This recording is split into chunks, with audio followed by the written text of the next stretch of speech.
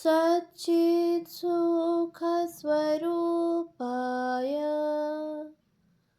स्वामिने तापहारिणे।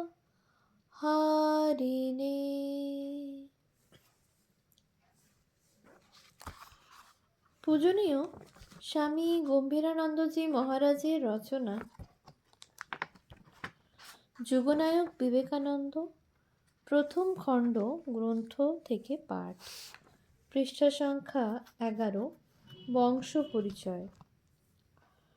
প্রবাদ আছে যে নরেন্দ্রনাথ যে দত্ত বংশে জন্মগ্রহণ করেন সেই বংশের আদি বাসস্থান ছিল বর্ধমান জেলার অন্তর্ভুক্ত কালনা সাব ডিভিশনের দত্ত ডেরিয়াটোনা বা ডেরেটোনা নামক গ্রামে। মোগল সম্রাটদের সময় হইতে দীর্ঘকাল ধরিয়া ইহারা ওই গ্রামে সুখে স্বচ্ছন্দে বাস করিতেন। সম্ভবত ইহারাই গ্রামের জমিদার ছিলেন। অতঃপর ইংরেজ আমলের প্রথম ভাগে রামনিধি দত্ত মহাশয় তাঁহার পুত্র রামজীবন ও পৌত্র রামসুন্দর দত্তের সহিত কলিকাতায় আসিয়া গড় গোবিন্দপুরে বসতি স্থাপন করেন। পরে যখন কেল্লা প্রস্তুত হয় তখন দত্ত পরিবার গোবিন্দপুর ছাড়িয়া এখনকার উত্তর কলিকাতার শিমুলিয়া বা সিমলা অঞ্চলে চলিয়া আসেন এবং বর্তমান মধুরায়ের গলিতে নূতন বাটি নির্মাণ করেন। রামনিধি ও রামজীবন উচ্চ পদে অধিষ্ঠিত ছিলেন। রামসুন্দর জনৈক জমিদারের দেওয়ান ছিলেন। রামসুন্দরের 5 জন পুত্র ছিলেন। জ্যেষ্ঠ পুত্র রামমোহন দত্ত সুপ্রিম কোর্টের জনৈক ইংরেজ অ্যাটর্নির অফিসে ম্যানেজিং ক্লার্কের কাজ করিতেন এবং ওই বপ্য দেশে প্রচুর অর্থ সঞ্চয় করিয়া 3 নং গৌরমোহন মুখার্জি স্ট্রিটে নূতন বাড়ি প্রস্তুত করেন। বাড়িখানি প্রাচীন রীতিতে অনেক জমি জুড়িয়া বেশ বড়লোকের উপযুক্ত রূপেই নির্মিত হইয়াছিল। বাড়ির ভিতরে 1.5 বিঘা জমি ছিল এবং আশেপাশে অনেক জমিতে রেওয়াজ ছিল। দক্ষিণমুখে নেপাল শালের প্রস্তুত সুবৃহৎ প্রবেশদ্বার দিয়া ভিতরে ঢুকিলে দেখা যাইত এক প্রশস্ত প্রাঙ্গণ। প্রাঙ্গণের পূর্বে পশ্চিমমুখী 5 পুকুরি, অর্থাৎ ঘষা গোল ইটের থামের উপর 5টি খিলানযুক্ত ঠাকুর দালান। ঠাকুর দালানের দোতলায় দক্ষিণ দিকে বড় বড় হল ঘর। উহাদের উত্তর দিকের ঘরটিকে বড় বৈঠকখানা ঘর আর দক্ষিণ দিকের ঘরটিকে ঠাকুর ঘর বলা হইত। নিচের দক্ষিণ দিকের ঘরের নাম ছিল বোধন ঘর। তাহার পর বাহিরের উঠানের পশ্চিমে চকমিলানো দালান ও গোয়াল ঘর। অন্দরমহলের 2 দিকে 2টি প্রাঙ্গণ এবং পশ্চাৎভাগে কানাচ বা অন্দরমহলের মহিলাদের ব্যবহারের জন্য পুকুর ছিল। এই বাড়ির বাহিরে 2 নং গৌরমোহন মুখার্জি স্ট্রিটে 4 কাঠা জমির উপর রামমোহন দত্তের অশ্বশালা অবস্থিত ছিল। বৈঠকখানা ঘরে তৎকালীন প্রথানুসারে দেওয়ালগিরি, বেল লণ্ঠন ও হাঁড়ির লণ্ঠন সাজানো ছিল। তাছাড়া নানা প্রকারের চিত্র দেওয়ালের শোভা বৃদ্ধি করিত। রামমোহন প্রভূত সম্পত্তির অধিকারী হইয়া সুখে স্বচ্ছন্দে এই নূতন ভবনে বাস করিতেন। হাওড়ায় শালকিয়া অঞ্চলে তাহার 2টি উদ্যানবাটি ছিল। খিদিরপুরেও কিছু ভূ সম্পত্তি ছিল।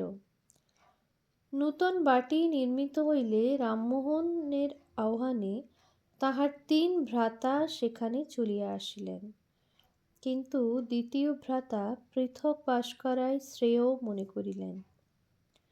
অবশেষে বিশ্বনাথ দত্তের বিবাহের পর পুরাতন বাটিটি সকলের সম্মতিক্রমে বিক্রয় করা হয়।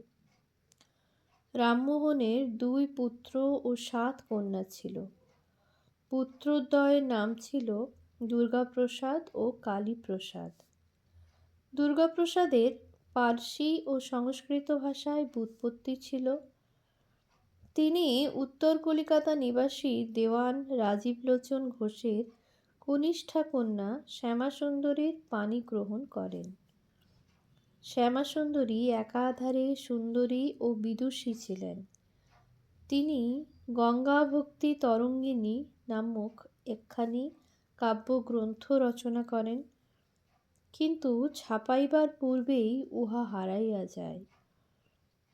তাহার 2টি সন্তান ছিল। প্রথম কন্যা সন্তানটি 7 বৎসর বয়সে দেহত্যাগ করে। দ্বিতীয় সন্তানের নাম বিশ্বনাথ দত্ত। বিশ্বনাথ সম্ভবত 1835 খ্রিস্টাব্দে জন্মগ্রহণ করেন।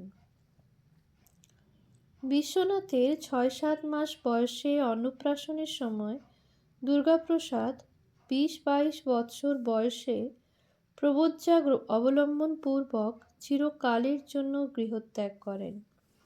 অতএব বিশ্বনাথের লালন পালনের ভার তাহার ক্ষুল্লতাত কালীপ্রসাদকে স্বহস্তে গ্রহণ করিতে হয়। দুর্গাপ্রসাদ শ্রীযুক্ত ভূপেন্দ্রনাথ দত্তের মতে ইহার প্রকৃত নাম দুর্গাপ্রসাদ, দুর্গাচরণ নহে। কেননা 1883-84 খ্রিস্টাব্দে সম্পত্তি বন্টনের মোকদ্দমায় দুর্গাপ্রসাদ নামই ব্যবহৃত হয়। গঙ্গাসাগর দর্শন মানুষে দুর্গাপ্রসাদ প্রায়ই কলিকাতায় আসিয়া সিমলা স্ট্রিটে স্বীয় ব্রাহ্মণ ভিক্ষাপুত্রের গৃহে থাকিতেন এবং সেই সময় বিশ্বনাথও সেখানে যাইতেন। শেষবার আত্মীয়দের পরামর্শে শ্যামাসুন্দরী সেখানে গিয়া স্বামীর পদসেবা আরম্ভ করিলে দুর্গাপ্রসাদ বলিয়া উঠেন, চণ্ডালী স্পর্শ করেছে। অতঃপর আর তিনি কলিকাতায় আসেন নাই। Vivekananda, Patriot prophet, pp 91-92। লীলা প্রসঙ্গের মতে দুর্গাচরণ কলিকাতায় আসেন মাত্র একবার, 5/78। দুর্গাপ্রসাদ সম্বন্ধে কয়েকটি ঘটনা দত্ত পরিবারে মুখে মুখে প্রচলিত ছিল। গৃহত্যাগের পর সম্ভবত গঙ্গাসাগর দর্শনের পথে তিনি একবার কলিকাতায় আসিয়া এক পরিচিত ব্যক্তির বাটিতে উঠেন। এই সংবাদ তাহার ভ্রাতা কালীপ্রসাদের কর্ণগোচর হইলে তিনি তাহাকে পালকিতে বসাইয়া দারওয়ানে পরিবেষ্টিত অবস্থায় স্বগৃহে লইয়া আসেন এবং ঠাকুর দালানের দক্ষিণ দিকের বোধন ঘরে আবদ্ধ করিয়া রাখেন। কিন্তু দুর্গাপ্রসাদ অন্ন জল ত্যাগ করিয়া 3 দিন সেই গৃহমধ্যে শুধু জপ করিতে থাকিলে সকলে ভীত হইয়া তাহাকে ছাড়িয়া দেন। কয়েক বৎসর পরে বিশ্বনাথের বয়স যখন 3 বৎসর, তখন বাড়ির সকলে নৌকা করিয়া কাশীধাম দর্শনে যান, কারণ তখনও রেলপথ প্রস্তুত হয় নাই। এই দলে শ্যামাসুন্দরী এবং অল্পবয়স্ক বালক বিশ্বনাথও ছিলেন। পথে অকস্মাৎ ক্রীড়ারত বালক বিশ্বনাথ নৌকা হইতে পড়িয়া গেলে শ্যামাসুন্দরী নিজে সাঁতার না জানিলেও সন্তানকে রক্ষা করিবার জননী সুলভ আগ্রহে মুহূর্তমাত্র চিন্তা না করিয়া জলে ঝাঁপাইয়া পড়েন এবং দৃঢ় মুষ্টিতে বিশ্বনাথের হাত ধরিয়া সন্তান সহ স্রোতের জলে ভাসিয়া যাইতে থাকেন। নৌকায় কবিরাজ উমাপদ গুপ্ত মহাশয়ও ছিলেন। তিনি ওই কালে দত্তবাড়িতে থাকিতেন। কবিরাজ মহাশয় আশু বিপদ দেখিয়া গঙ্গায় ঝাঁপ দিলেন এবং শ্যামাসুন্দরীর ভাসমান কেশ দেখিয়া উহা ধারণপূর্বক উভয়কে টানিয়া নৌকায় তুলিলেন। অতঃপর সকলের বিশেষ যত্নে মাতা পুত্রের সংজ্ঞা লাভ হইল। শ্যামাসুন্দরী পুত্রকে এরূপ সবলে ধারণ করিয়াছিলেন যে বিশ্বনাথের হস্তে দাগ পড়িয়া গিয়াছিল এবং ওই চিহ্ন দীর্ঘকাল ছিল। ইংরেজি জীবনীর মতে বিশ্বনাথ পড়িয়া গিয়াছিলেন 1/3। ভূপেন্দ্রনাথ দত্তের মতে কে একজন চিৎকার করিয়া উঠে যে নৌকা ডুবিয়া যাইতেছে, তখন শ্যামাসুন্দরী পুত্রকে লইয়া জলে ঝাঁপ দেন। পৃষ্ঠা 93। মহেন্দ্রনাথ দত্ত রচিত স্বামী বিবেকানন্দের বাল্য জীবন অনুসারে নৌকা ডুবিয়া যাওয়ায় ঐরূপ অবস্থা ঘটিয়াছিল। পৃষ্ঠা 5। ইংরেজি জীবনীর মতই সমীচীন মনে হয়। নৌকা অতঃপর ধীর গতিতে কাশী অভিমুখে অগ্রসর হইল এবং বিশ্বনাথের সুবর্ণপুরী ক্রমেই নিকটতর হইতে লাগিল। সকলের মনই তখন বিমল আনন্দে পরিপূর্ণ। পবিত্র তীর্থক্ষেত্রে পৌঁছিয়া তাহারা যথারীতি বিশ্বনাথের মন্দিরে শিব দর্শন ও পূজা আদি করিলেন এবং অন্নপূর্ণার মন্দির আদি ও অন্যান্য দ্রষ্টব্য স্থানে গিয়া দেবদেবীর দর্শন লাভে ধন্য হইলেন। একদিন দুর্গাপ্রসাদের এক ভগিনী এবং বংশের এক অল্পবয়স্কা বিধবা আত্মীয়া পদব্রজে বিশ্বনাথ দর্শনে যাইতেছিলেন। তখন একে সামান্য বৃষ্টিপাতের ফলে রাস্তা পিচ্ছিল হইয়াছে, তাহাতে আবার অন্তঃপুরচারিণীরা শুধু পায়ে পাথরের রাস্তায় চলিতে অনভ্যস্তা। অকস্মাৎ অল্পবয়স্কা রমণীটি পা পিছলাইয়া পড়িয়া গেলেন। পিছনে জনকয়েক সন্ন্যাসী আসিতেছিলেন। তাহাদের মধ্যে একজন বলিয়া উঠিলেন, মাই গির গই, মা পড়ে গেছেন, এবং তাহাকে উঠাইয়া বসাইলেন। সন্ন্যাসী আর কেহ নহেন, দুর্গাপ্রসাদ। তিনি সন্ন্যাস বেশে ভূষিত এবং অপ্রত্যাশিত স্থানে অকস্মাৎ আবির্ভূত হইলেও তাহার ভগিনী তাহার কণ্ঠস্বর শুনিয়া ও মুখ আকৃতি দেখিয়া বলিয়া উঠিলেন, কে ও, দুর্গাপ্রসাদ?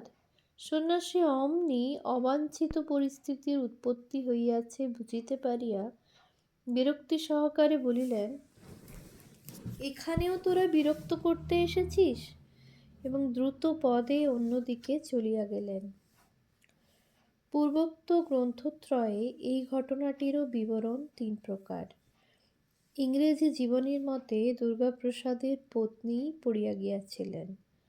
মহেন্দ্রবাবু ও ভূপেন্দ্রবাবুর মতে ভূপতিতা মহিলা শ্যামাসুন্দরী নহেন, জাতির এক বিধবা নারী।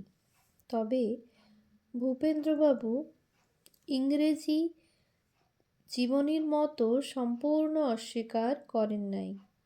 মহেন্দ্রবাবুর মতে দ্বিপ্রহরের রৌদ্রে প্রস্তর উত্তপ্ত ছিল। ভূপেন্দ্রবাবুর মতে বৃষ্টি পড়িয়া পিচ্ছিল হইয়াছিল। ইহার পরে সন্ন্যাসী দুর্গাপ্রসাদকে আর কেহ দেখেন নাই। তবে এক সময়ে দত্ত পরিবারের সংবাদ পৌঁছিয়াছিল যে দুর্গাপ্রসাদ কাশীধামে মঠধারী বা মঠাধীশ হইয়াছেন। বিশ্বনাথ বয়ঃপ্রাপ্ত ও উপার্জনক্ষম হইয়া কাশীতে পিতার অন্বেষণ করিয়াছিলেন, কিন্তু কোনো সন্ধান পান নাই। দুর্গাপ্রসাদের সন্ন্যাস গ্রহণের পর দত্ত পরিবারের কর্তা হইলেন কালীপ্রসাদ। তাহার নিজস্ব উপার্জন কিছুই ছিল না, অতএব যৌথ পরিবারের ব্যয় নির্বাহার্থ সঞ্চিত অর্থই ব্যয়িত হইতে লাগিল। আর এ পরিবারটিও নিতান্ত ক্ষুদ্র ছিল না। অনেক আত্মীয় সেখানে প্রতিপালিত হইতেন, যথা রামমোহনের এক কন্যা ও তাহার সন্তান সন্ততি 4 পুরুষ পর্যন্ত ওই পরিবারেরই অন্তর্ভুক্ত ছিলেন। এইরূপে দত্তবংশ ক্রমেই দরিদ্র হইতে লাগিল। আবার কালীপ্রসাদের স্বার্থপরতাও হয়তো বিশ্বনাথের স্ত্রী পুত্রাদির দুঃখের কারণ হইয়াছিল। তাই স্বামীজির কনিষ্ঠ ভ্রাতা ভূপেন্দ্রনাথ দত্ত মহাশয় সখেদে লিখিয়াছেন, দুর্গাপ্রসাদ সংসারের দুঃখ হইতে মুক্তি লাভের জন্য এবং নিজ আত্মার বন্ধন ছেদনের জন্য সন্ন্যাস অবলম্বন করিলেন, কিন্তু নিজ স্ত্রী পুত্রকে বুভুক্ষু নেকড়ে বাঘেদের হাতে ফেলিয়া গেলেন।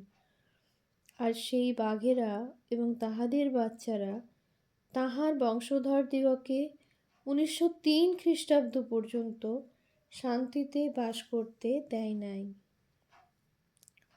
পৃষ্ঠা 4।